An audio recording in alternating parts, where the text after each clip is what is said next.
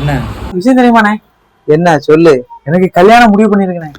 ஏண்டா கடையில தான்டா கொஞ்ச நேரம் நிம்மதியா தூங்குறேன், தூங்க விடுறீங்களாடா? என்னப்பா சொன்னா கல்யாணம் முடிவு பண்ணிருக்கா? எப்பப்பா கல்யாணம்? எப்ப கல்யாணமா? கல்யாணம் பண்ணி வைக்கலாம் இப்பதான் வீட்டுல முடிவு பண்ணிருக்காங்க.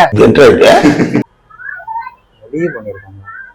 என்னடா சொல்ற? என்னண்ணே, ஃபர்ஸ்ட் வேலைக்கு போகணும், அப்புறம் இடம் வாங்கணும், அப்புறம் வீடு கட்டணும், அப்புறம் பொண்ணை பார்த்து தானே கல்யாணம் பண்ணணும். ஒரு ப்ரொசீஜர் இருக்கா இல்லையாண்ணே? தம்பி காமெடி வேண்டாம், நான் சொல்லிட்டேன். நானு காமெடி பண்ணாத. உனக்கு ஒரு விஷயம் தெரியுமா? என்னண்ணே? நாளையில இருந்து மதுக்கடைகள் எல்லாம் மூட போறாங்கடா. அது எப்படின்னா நடக்கும்? பேப்பர் பாக்கலையா நீ? நாளையில இருந்து அரசு அதிகாரிகள் யாருமே இனிமேல் லஞ்சமே வாங்க மாட்டாங்களாண்டா. என்ன இதெல்லாம் நடக்குமாண்ணே? அப்புறம் டிவி பார்க்கல நீ? இனிமே அரசியல்வாதிகள் யாருமே ஊழலே பண்ண மாட்டாங்களாம். ஊழல் இல்லாத ஆட்சியை தரப்போறாங்களா நமக்கு. என்னன்னே சொல்லுதாரு? இதெல்லாம் எப்படின்னா இதெல்லாம் நடக்குமாண்ணே? அதே மாதிரிதான் உனக்கு இந்த ஜென்மத்துல கல்யாணம் நடக்காது. போ.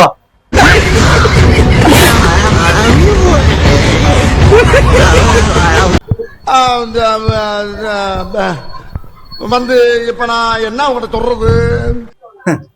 இவனுக்கு கல்யாணம் நடந்தா அவன் சந்தோஷமா இருப்பானோ இல்லையோ, ஆனா நான் சொன்னதெல்லாம் நடந்தா நம்ம தமிழ்நாடே சந்தோஷமா இருக்கும்.